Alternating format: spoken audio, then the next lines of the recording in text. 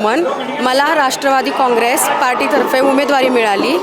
मी भिवडी गणातून पंचायत समितीसाठी उभी आहे आणि भिवडी गणाच्या विकासासाठी मी कटिबद्ध आहे। मी अमोल सुधाकर पमन, राष्ट्रवादी काँग्रेस पार्टी वीर भिवडी गटाचा मी अध्यक्ष म्हणून काम करतो आहे। आज या ठिकाणी आमच्या पक्षाचे तिन्ही उमेदवारांचे फॉर्म आपण भरलेले आहेत।